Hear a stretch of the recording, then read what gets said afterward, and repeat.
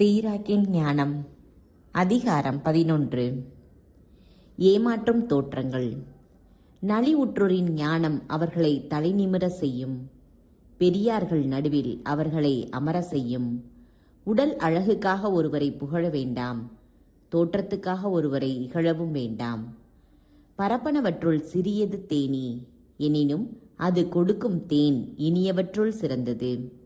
நீ அணிந்திருக்கும் ஆடை குறித்து பெருமை பாராட்டாதே, நீ புகழ் பெறும் நாளில் உன்னையே உயர்த்தி கொள்ளாதே. ஆண்டவரின் செயல்கள் வியப்புக்குரியவை, அவை மனிதரின் கண்ணுக்கு மறைவாய் உள்ளன. மாமன்னர் பலர் மண்ணை கவ்வினர், எதிர்பாராதோர் பொன்முடி புனைந்தனர். ஆட்சியாளர் பலர் சிறுமையுற்றனர், மாட்சியுற்றோர் மற்றவரிடம் ஒப்புவிக்க பெற்றனர். எண்ணித் துணிக.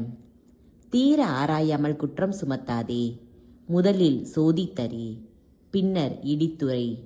மற்றவருக்கு செவிசாய்க்கும் முன்பே மறுமொழி சொல்லாதே, அடுத்தவர் பேசும்போது குறுக்கே பேசாதே. உன்னை சாராதவை பற்றி வாதிடாதே, பாவிகள் தீர்ப்பு வழங்கும்போது அவர்களோடு அமராதே. குழந்தாய், பல அலுவல்களில் ஈடுபடாதே, ஈடுபட்டால் குற்றப்பழி பெறாமல் போக மாட்டாய். செய்ய தொடங்கினாலும் முடிக்க மாட்டாய், தப்ப முயன்றாலும் முடியாது. சிலர் மிகவும் கடுமையாய் உழைக்கின்றனர், போராடுகின்றனர், விரைந்து செயல் புரிகின்றனர், எனினும் பின்தங்கியே இருக்கின்றனர். கடவுளையே நம்பு. வேறு சிலர் மந்தமானவர்கள், பிறர் உதவியால் வாழ்பவர்கள், உடல் வலிமை இல்லாதவர்கள், வறுமையில் உழல்பவர்கள். ஆண்டவர் அவர்களை கடைக்கண் நோக்குகின்றார், தாழ்நிலையில் நின்று அவர்களை உயர்த்தி விடுகிறார், அவர்களை தலைநிமிர செய்கிறார். அவர்களை காணும் பலர் வியப்பில் ஆழ்கின்றனர். நன்மை தீமை, வாழ்வு சாவு, வறுமை வளமை ஆகிய அனைத்தும் ஆண்டவரிடமிருந்தே வருகின்றன. ஞானம், அறிவாற்றல், திருச்சட்டம் பற்றிய அறிவு ஆகியவை ஆண்டவரிடமிருந்தே வருகின்றன. அன்பும் நற்செயல் செய்யும் பண்பும் அவரிடமிருந்தே உண்டாகின்றன. தவறும் இருளும் பாவிகளுக்காகவே உண்டாக்கப்பட்டன. தீவினைகளில் செருக்குழுவோரிடம் தீமை செழித்து வளரும். இறைப்பற்றுள்ளோரிடம் ஆண்டவரின் கொடைகள் நிலைத்து நிற்கும். அவரது பரிவு என்றும் வெற்றியை கொணரும். சிலர் தளரா ஊக்கத்தினாலும் தன்னல மறுப்பினாலும் செல்வராகின்றனர். அவர்களுக்கு உரிய பரிசு அதுவே. நான் ஓய்வை கண்டடைந்தேன், நான் சேர்த்து வைத்த பொருள்களை இப்பொழுது உண்பேன் என அவர்கள் ஒவ்வொருவரும் சொல்லிக்கொள்வர். இது எத்துணை காலத்துக்கு நீடிக்கும் என்பதையும் பிறரிடம் விட்டுவிட்டு இறக்க நேரிடும் என்பதையும் அவர்கள் அறியார்கள். நீ செய்த ஒப்பந்தத்துக்கு கட்டுப்பட்டிரு, அதில் ஈடுபாடு கொண்டிரு. உன் உழைப்பிலே முதுமை அடை. பாவிகளின் செயல்களைக் கண்டு வியப்பு அடையாதே.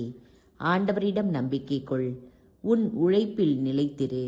நொடி பொழுதில் ஏழையரை திடீரென செல்வராய் மாற்றுவது ஆண்டவரின் பார்வையில் எளிதானது. ஆண்டவரின் ஆசியே இறை பற்றுள்ளோருக்கு கிடைக்கும் பரிசு. அவர் தம் ஆசியை விரைந்து தழைக்க செய்வார். எனக்கு தேவையானது என்ன இருக்கிறது, இனிமேல் வேறு என்ன நன்மைகள் எனக்கு கிடைக்கும் என சொல்லாதே. எனக்கு போதுமானது உள்ளது, இனி எனக்கு என்ன தீங்கு நேரக்கூடும் எனவும் கூறாதே. வளமாக வாழும்போது பட்ட துன்பங்கள் மறந்து போகின்றன. துன்பத்தில் உழலும்போது துய்த்த நன்மைகள் மறந்து போகின்றன. அவரவர் நடத்தைக்கு ஏற்ப இறுதி நாளில் மனிதருக்கு பரிசு அளிப்பது ஆண்டவருக்கு எளிதானது. சிறிது நேர துன்பம் முன்னர் துய்த்த இன்பத்தை மறக்க செய்கிறது. வாழ்வின் முடிவில் மனிதரின் செயல்கள் வெளிப்படுத்தப்படும்.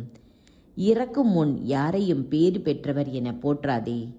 பிள்ளைகள் வழியாகவே ஒருவரது தகைமை வெளிப்படும்.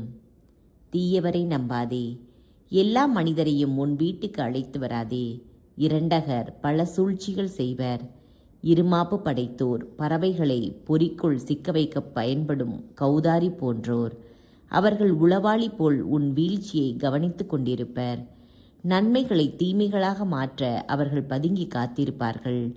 புகழத்தக்க செயல்களில் குறை காண்பார்கள். ஒரேயொரு தீப்பொறி கரிமலையையே எரிக்கும். ஒரு பாவி பிறரை தாக்க பதுங்கி காத்திருப்பான். தீச்செயல் புரிவோர் குறித்து விழிப்பாயிரு. அவர்கள் தீங்கு விளைவிக்க சூழ்ச்சி செய்கிறார்கள். இதனால் உன் பெருமைக்கு என்றும் இழுக்கு ஏற்படுத்தலாம். அந்நியரை உன் வீட்டில் வரவேற்றால் அவர்கள் உனக்கு தொல்லைகளை தூண்டிவிடுவர். கடைசியில் உன் வீட்டாருக்கே உன்னை அந்நியனாக்கிவிடுவர்.